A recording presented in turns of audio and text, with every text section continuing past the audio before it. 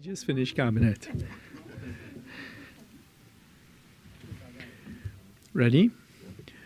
All right. Good afternoon to members of the media, wider viewing and listening public of Trinidad and Tobago. Thank you for being here at this week's post-cabinet press conference. We literally just finished this week's weekly cabinet meeting a few short seconds ago. Of course, having a very packed schedule, including until the late hours of last night. And I heard one of the members of the media asking, well, why are you alone today? It is because the members are now dispersed into their respective places across the country because there are things afoot called an election. I have 4 matters that I'd like to discuss with you all today, and then, of course, take a few questions at the end. The first is the issue of tariffs that have been imposed globally by the United States President, as is their sovereign right. We have seen within the last 24 hours what appears to be the imposition by the United States government via an executive order of staggered tariffs to different countries across the world. And it covers many, many countries. In fact, it was just late last night, early this morning, I was looking and I was seeing certain islands in the Pacific that I personally had never heard about and that don't even have an economy, got the lowest baseline tariff, which is the same thing that Trinidad and Tobago got, which is 10%. It is every country's sovereign right to impose tariffs. We are currently in the process. I was immediately in contact with the Minister of Trade. In fact, when Jewel was asking me about it yesterday afternoon when I had just left speaking engagement, I didn't respond because I wasn't sure what you were referring to. But shortly thereafter, I became aware. I've been in constant contact with the Minister of Trade, the Minister of Foreign and CARICOM Affairs, and in fact, this morning asked that the Minister of Trade meet with the United States government personnel in Trinidad at the U.S. Embassy to gather more information and facts. If you look on at the news across the world, I have been seeing other world leaders in a similar position to myself. I saw the Prime Minister of Australia responding that this has been imposed.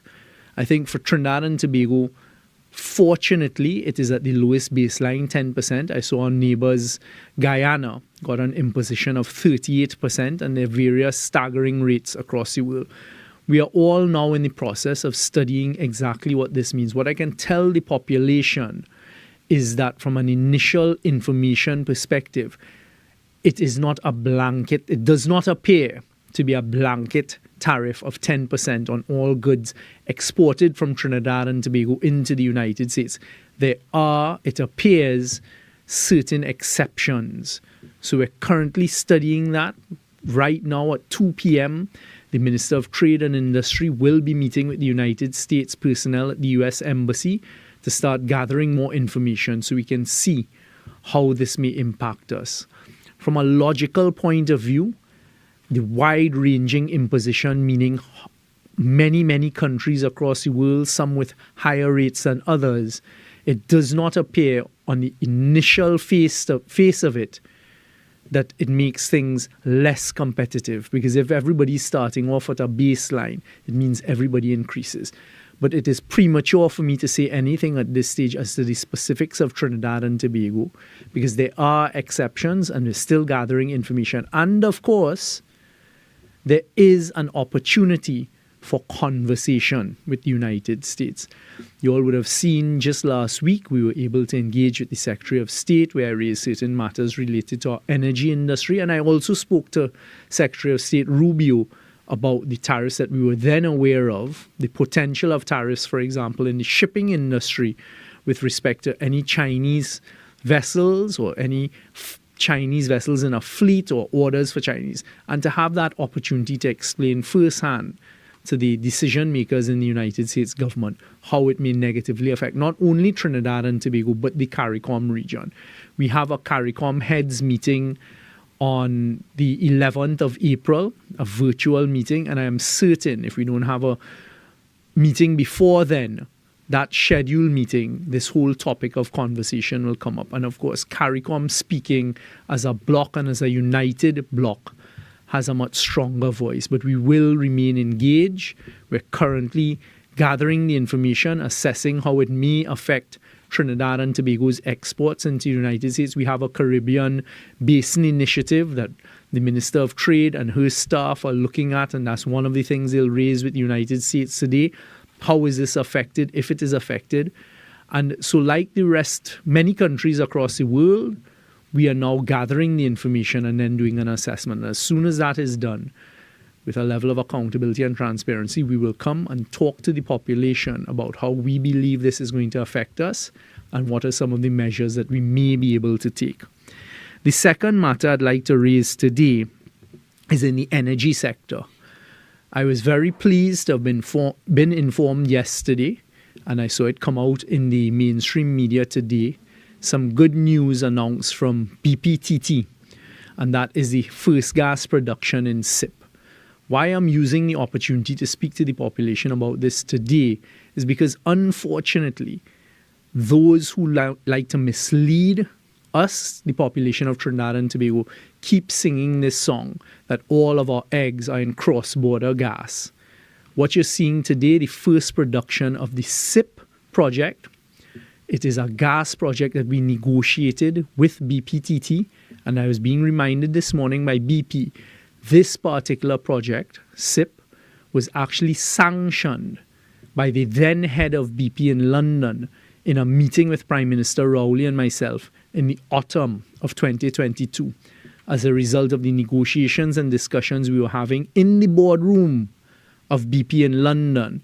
The then CEO, Bernard Looney, told the then Prime Minister Rowley that based on how our discussions had gone, the relationship, etc., BP was going to sanction SIP. And what you've seen is a record turnaround from that autumn 2022, less than 3 years later, first gas being produced here in Trinidad, and it is a significant amount of gas from within our domestic waters. At the highest level, it'll reach about 250 million scuffs of gas a day, which is significant.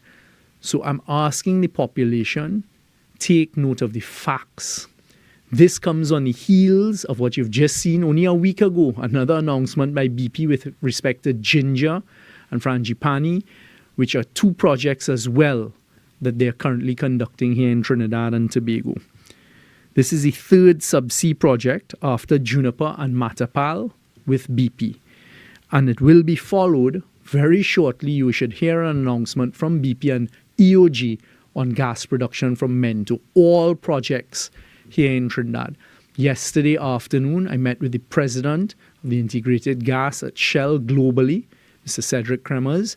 He came here and we discussed, as one of the many matters that we were discussing, the Manatee project. The Manatee project is proceeding full speed ahead. We expect that first gas by 2027. Part of the platform is being fabricated right here in Trinidad, in Robbery at Tofco, the largest fabrication that has ever taken place here. The other part in Mexico, all that is needed to be done has been done, and we expect that first gas production. And he came with some very exciting news, along with Mr. Adam Lomas, with respect to Manatee and what are the possibilities. So I'm hoping that those discussions will lead to what it is they're saying can happen, because it will only mean more gas production than we had initially predicted from the Manatee project, which I remind you is the largest hydrocarbon project in Trinidad and Tobago for decades. And it was not a simple one, because it is literally deunitizing a field that we share with Venezuela, 27% on our side, the other 63%. 27 and the other 70% in Venezuelan waters. And we negotiated with the government of Venezuela to allow us to produce our side Manatee, which is going to increase our production from 2027 and keep it stable. We also discussed Dragon. I gave them a report and we discussed about my conversations with Secretary of State Rubio. And I'm happy to say that NGC and Shell are continuing full speed ahead with our plans, understanding that we live in a world of uncertainty. But all is progressing, and we can, if everything goes according to plan, that will also assist us significantly with our production. The third matter I'd like to discuss with you this afternoon is you would have heard Prime Minister Rowley, when one of the last things that he did, which was the opening of the Tobago terminal, the completion of construction of the Tobago airport terminal a few weeks ago, talk about a conversation that he had with the chairman of the Sandals group, Mr. Adam Stewart.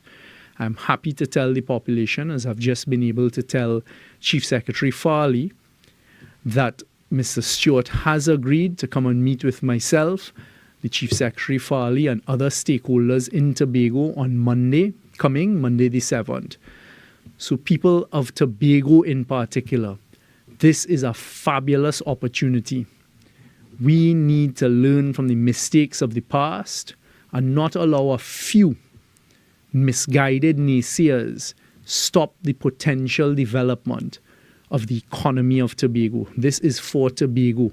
We have just completed a brand new terminal, international terminal, state-of-the-art terminal in Tobago, all as part of this government's plans, along with the people of Tobago. Importantly, how do we build that economy in Tobago? So I'm looking forward to that meeting. We will have all of the stakeholders there for this preliminary meeting, because remember, we had negotiated with Mr. Stewart and his then father, Butch Stewart, for not only our sandals, but also our beaches in Tobago, and a new Greg Norman designed golf course. And unfortunately, we allowed that opportunity to slip away from us. It is noteworthy that in today's newspaper, one of these voices who actually doesn't contribute very much at all immediately comes out and tries to put a spoke in that wheel. But Trinidad and Tobago in particular, this is a decision for us, the people. This is a decision that is going to uplift the economy of Tobago in significant ways. Look at what happened in St. Vincent and the Grenadines, a project that started after where we should have been. And immediately it has led to increased airlift. It has led to all sorts of positive growth of the GDP of St. Vincent and the Grenadines. So I am happy because once again what you've seen is a government stay engaged with Mr. Adam Stewart. I have stayed engaged with him over the years, communicating with him, offering support where we can offer support. Prime Minister Rowley did the same. So once again, we have that opportunity to engage in conversation with him on Monday in Tobago next week. The last matter that I'd like to raise with you all this morning is a matter that has been of concern to this government for quite a while.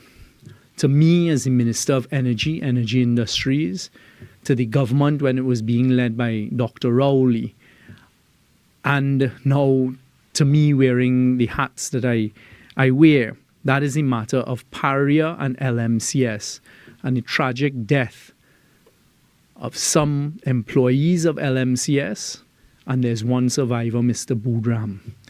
You would recall that Prime Minister Rowley, right here at Whitehall, had met with the families some months ago. I was there in the meeting as the Minister in the Office of the Prime Minister, Minister of Energy. We had the then Attorney General, Reginald Armour, with us as well, engaging with the families of the survivors, of those who lost their lives tragically in that incident, as well as the survivor, Mr. Boodram. Immediately coming out of that meeting, the government had engaged with Paria and asked that LMCS be engaged as well, to see how the matter could be settled with the families.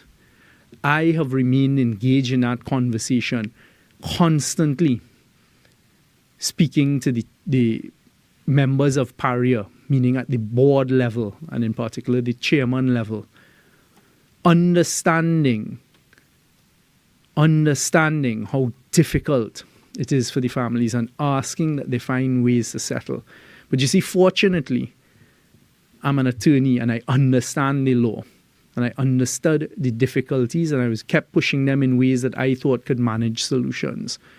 It has been a very frustrating process, I am certain, for the families, and it kept driving me to have the conversations. This needs to be settled.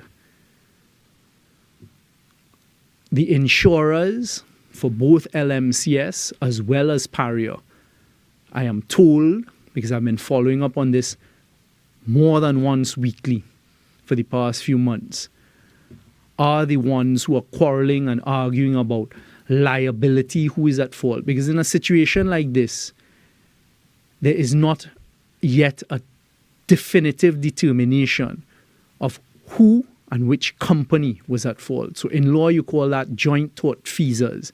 There's more than one who may be at fault. So I'd been arguing with the lawyers, myself personally, saying, well, in a situation like that, let us go ahead and settle the matter with the families, because they're the ones who this continues to be painful for. And afterwards, the companies can fight. Let the insurance companies fight for a determination of liability. I've had enough, and as Prime Minister last week, I'd been keeping the cabinet engaged on the conversation, keeping them abreast of the frustrating conversations I was having, because the government had always wanted that these matters be settled. The cabinet has today confirmed what I asked them last week, collectively and unanimously, that the government of Trinidad and Tobago is going to make an ex gratia payment, which means without any admission of liability, but recognizing the difficulty and the trauma and the tragic circumstances of these divers. And we're going to make ex gratia payments of $1 million to each of the families of the deceased divers and to Mr. Boudram in an ex gratia manner without any admission of liability. So at least the families would be able to get some measure. There is no compensation. There is no financial compensation that can compensate for the loss of life in those circumstances. You would recall we had a commission of inquiry. There was full participation by the government. We made sure that all of the facts were put there. There was a report. And the government has remained engaged. But ultimately, I can't force the insurers. I can't force the lawyers to do something that we all knew as citizens of Trinidad and Tobago we would have liked to have been done a long time ago, which is to assist the families financially. It will never be enough to compensate them for the pain and the tragic circumstances. So the cabinet has confirmed today that we, the government, will make those payments of $1 million to each of the families of the divers who lost their lives, as well as to Mr. Boudram, in an ex gratia manner with no admission as to liability. Those are the matters that I came to raise with you here this afternoon. I have a bit of time to take a few questions. Jules? So you have companies that do export products to the U.S. from Trinidad and Tobago. The things that come to mind at first are, like, for example, those that do methanol exports and things of that nature. What is the immediate impact on those companies and the government being able to generate any sort of tax revenue from those companies via their exports to the U.S.? The government being able to generate tax? If it is that they are impacted, their exports are being impacted by the tariffs, does that affect also the government in terms of any taxes they pay to the state? I saw a commentator suggesting that it would, because of course taxation theoretically is calculated on the profit being made. And if there's a tariff, that is then put into the cost of sales and therefore the cost that it costs to export. The truth is, Jules, as I said a short while ago, we need to work these things out, because the United States is not the only market that our methanol, as you use that example, or ammonia or LNG as just the energy products go to. So they will have to provide evidence that, okay, this is how much was shipped into the United States. So therefore so there is a lot to be worked out. But as well, I am being told in a preliminary manner, some of those products I've just listed may not be affected by the tariffs. So I think it's premature for me to make any declaration. At this stage, we're studying it immediately. We have our experts on it, and we're consulting with who we need to consult. So then we can come to the population and say, this is how we expect it to unfold. But this is something you've been seeing in the past few months. Earlier in the week, it was tariffs in the United States of cars not made in the United States being imported. You've had a Prime Minister of Canada, a newly appointed one, talk about the potential difficulties between their neighbor, the United States, and Canada. So it is something that right now many countries in the world are dealing with, but we in Trinidad will continue to be responsible, analyze how it is, have the conversations that need to be had, and I can assure you, as Prime Minister, continue to protect and to fight for Trinidad and Tobago. Is this something, because I know you're supposed to meet with the banks again and the banking sector, the issue of the demand on foreign exchange, could this potentially add to that issue of the demand for foreign exchange in Trinidad and Tobago?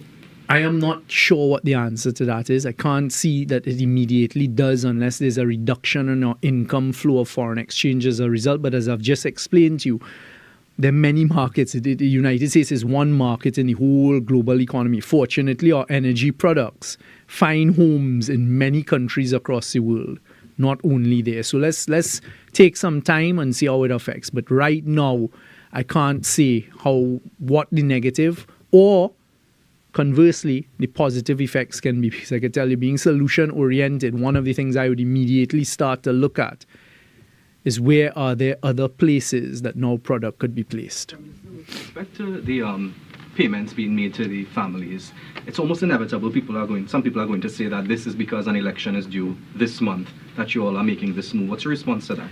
I can't change that perception of people, and I can understand the cynicism by persons who hold that point of view.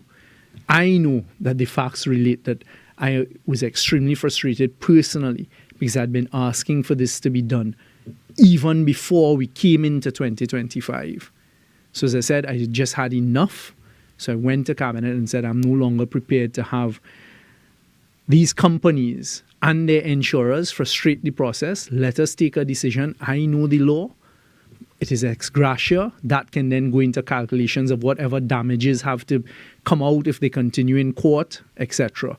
So I can't avoid that. I can't avoid the timing. I can't avoid the conversations that the population and people are entitled to have. Everybody's entitled to their own view. It is not for the election, but even me saying that will bring no solace and change nobody's mind on it. The point is, this is done. Definitively, a decision was taken with the full support of Cabinet, and that's how it's going to be. Out to the families, sorry. You all have reached out to the families, No, and we literally just came out of Cabinet a few seconds, so this is the first time that everybody would be hearing about it this afternoon. The lawyer for the families is likely to be a UNC candidate. Who's that? Prakash. Oh, is he? Well, they've joined. Well, we have, like the media and the rest of Trinidad and Tobago, knowing that tomorrow is nomination day, I can say that the party I am a part of and the chairman of, for weeks now, the population have known who our 41 candidates are. We've all gone through the run-through exercise with the EBC, and we all know that when we turn up there tomorrow, there should be no problems. Up to this point, I'm being told by you all who's going to be this candidate. You saying a candidate for the UNC. The name you call, last I saw, he was with the COP. I'm seeing people from PEP. I'm seeing, so call it whatever you want. I don't get involved in that. So I imagine you all are going to have to contact him, for example, to tell the families what is the situation. Do you expect the political noise and the fact that it is coming, as Akash quite rightly said, in the middle of an election campaign, to complicate matters? This is a decision by the government. This is not a decision by Paria or by LMCS. The government is not engaged with any lawyers. The government will reach out to the citizens, that is the families who have suffered these tragic circumstances, say this is the decision of the government. To whom do we make the money payable? If they then involve their lawyers, so be it. The answer is yes. Do I expect this to become political? The answer is yes. Of course I do. But I know at the end of the day, and I'm satisfied that the government would have done what it can, albeit in my view, maybe a bit late, but not due to the circumstances, not for want of us trying. What stopped you all before? Did you have to fight anybody before now to get this done? Because it's 3 years and the population recognized that a wrong had been done. The Commission of Inquiry recognized that an injustice had been done. So why is it that all this time was allowed to pass? Why people were in distress? And, you know, you're coming now to... At the end of the day, there are companies involved. There's Paria involved, there's LMCS involved. Those are the two companies. They are the ones who had the responsibility to deal with the matter. What I'm now saying is the cabinet has decided, whilst you all are dealing with your legal wranglings, this is what we can do. And that is what has happened today. Families have been informed first before you made this announcement? No, I've literally just come out of the cabinet room and I thought I wanted to put this out there. Should they have been informed? Should the families have been informed? That too is a speculative. That too is, should this have happened, should that have happened? This is how it has happened. There was no way leaving the cabinet to come directly to post-cabinet, which is what I did. They could have been informed. It seems as if you were therefore making that decision to announce it in post-cabinet. Wouldn't the proper process be to contact the families first? Akash, I don't know what is the proper process according in your mind and how you see it. I understand how you would like to see it. I understand how you may want to spin it. These are the facts. This is what has happened. Cabinet just took a decision. I came and I've announced the decision. So no matter how you wriggle, you ask questions, you say, well, should this have happened, should not have happened? This is how it has happened prior. How did you arrive at $1 million? Why $1 million and not 2 or 3? The reasoning behind that is one of the things I extracted from the lawyers involved, meaning the lawyers who we could speak to and those advising the insurers through the board of Paria, is I asked a question. Is there the potential of an award of damages to anyone of less than $1 million? But also, we think there's justification because as you know, there is a government policy, for example, with law enforcement officers who are killed in the line of duty whilst on active duty, $1 million. So the cabinet thought, look, because there was conversation, should it be less? And ultimately I persuaded my colleagues without much resistance, let's go with the $1 million. What is there to people who think, including the families who may have that position, that it is not enough? And that is why I'm saying this is an ex gratia payment, which means ex gratia. I'm not going to get into the translation of Latin, hence maybe I get it wrong. And then this is for now. They will still go through their legal process. If they don't think it's enough, I am not stopping them, or the government is not stopping them from pursuing action against LMCS and Paria and whoever else they thinks. This is what the government could have done. This is what the cabinet could have done. And this is what we have done today. All right. Any other questions? You see how it appears. I mean, this is an administration that has been asking people to tighten their belts. And then last evening you mentioned doubling food cards. Today you give out $1 million payments. I mean, you see how it looks, right? Akash, you want to do a comparison here today? You want to do a comparison of where we could end up at 15 to 1? You want to do a comparison of a government that is being responsible, doing what it can in the circumstances, but sitting here and you trying to pry and question it as you're entitled to. I haven't heard you ask the same question about why do you have a government in waiting, people who want to form a government offering 10 and 14%, where you heard the facts last night, it will literally bankrupt the country. I haven't heard those questions posed by you. But this is what we have done. You can coin it, you could phrase it, you could swing it how you like. But we think this is a humanitarian thing to be done. As I've said very clearly, I wish it could have been done earlier, but I was really hoping that the companies, their lawyers and the insurers would have taken the legal route and settled it. They haven't. So this is what is done. Any other questions? Yes. A few weeks ago, President Trump would have announced a 25% tariff on countries that were doing any sort of business with Venezuela. That was the deadline for that to come into effect was yesterday. On top of what he announced yesterday, will this affect us? I am not sure which tariff and executive order you're referring to. There was an executive order that I'd seen from President Trump specific to Venezuela and oil. Is that the one that you're referring to? Trinidad and Tobago. Also said any any sort of oil and gas dealings. I could be wrong. It does not say that. So it was specific to oil. Trinidad and Tobago has no trading with Venezuela in the realm of oil whatsoever. And that was before my meeting last week with Secretary of State Rubio, where I made the case for the dealings that we have, and in particular the Dragon deal. Ria? Clarify something you said last night. You said that the pensions of public servants will be tax-free.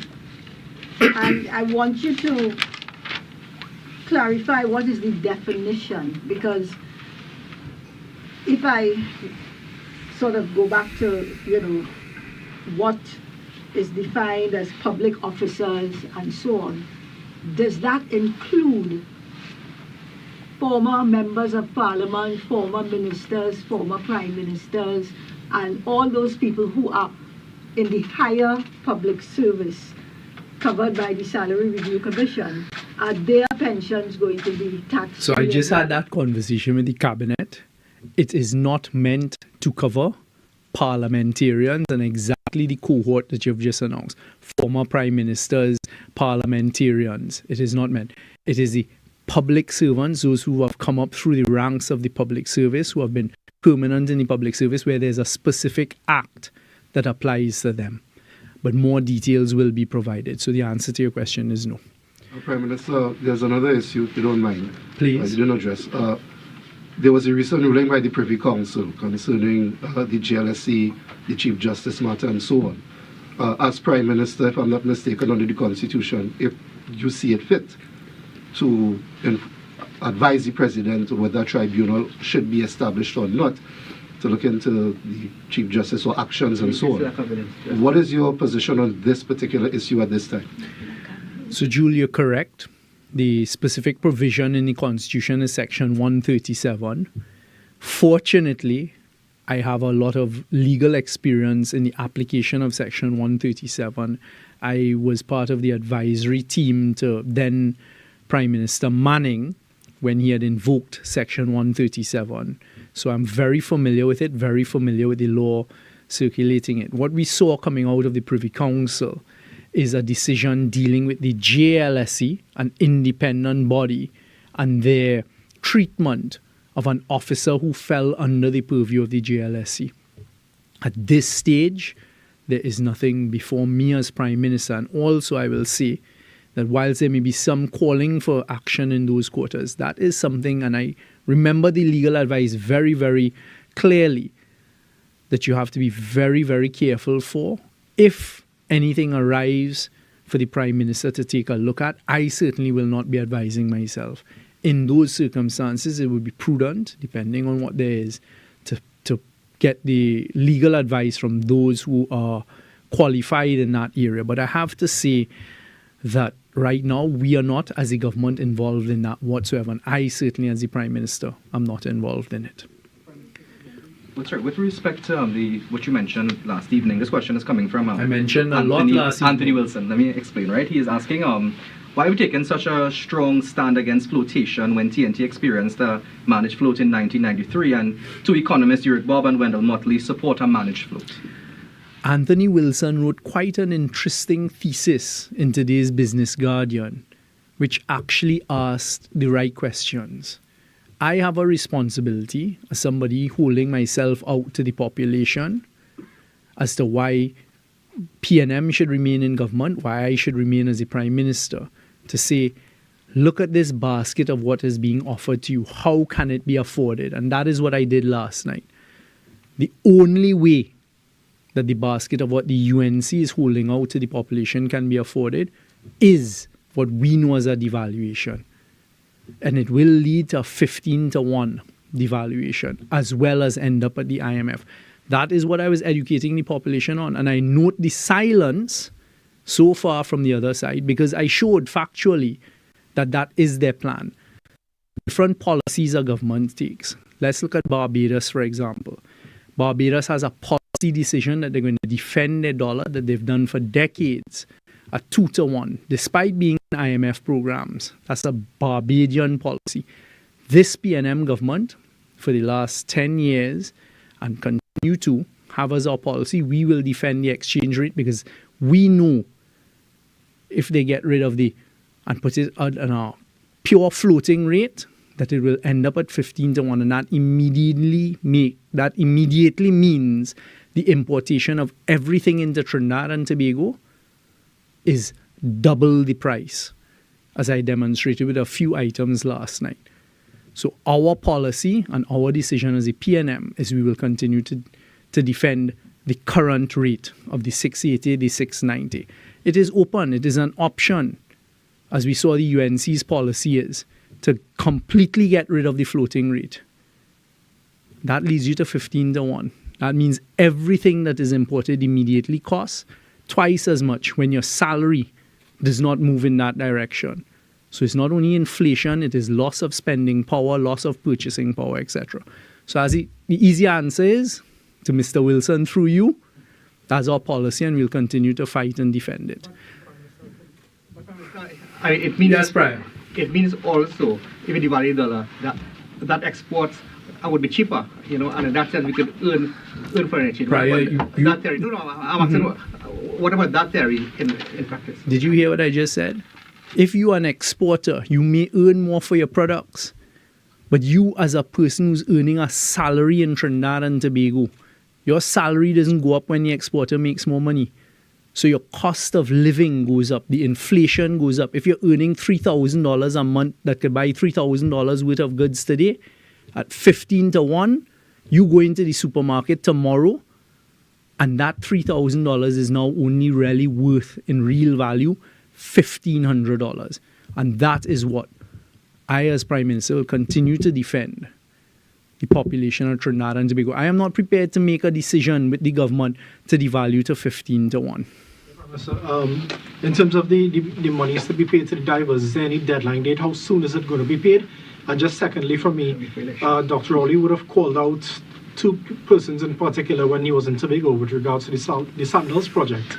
Would they be invited to the meeting on Monday? I spoke to Chief Secretary Farley and invited him to the meeting on Monday. I tried to get Mr. Watson Duke before coming here. I wasn't able to get him, but the answer is yes, he will be invited. With respect to the payment of money, that will now need to be conducted by the Ministry of Finance and make sure that they cover what needs to be covered. So I can't give an exact date. I would like it paid as soon as possible. Okay, I'd like to thank you all very much for your time this afternoon. And until next time, take care.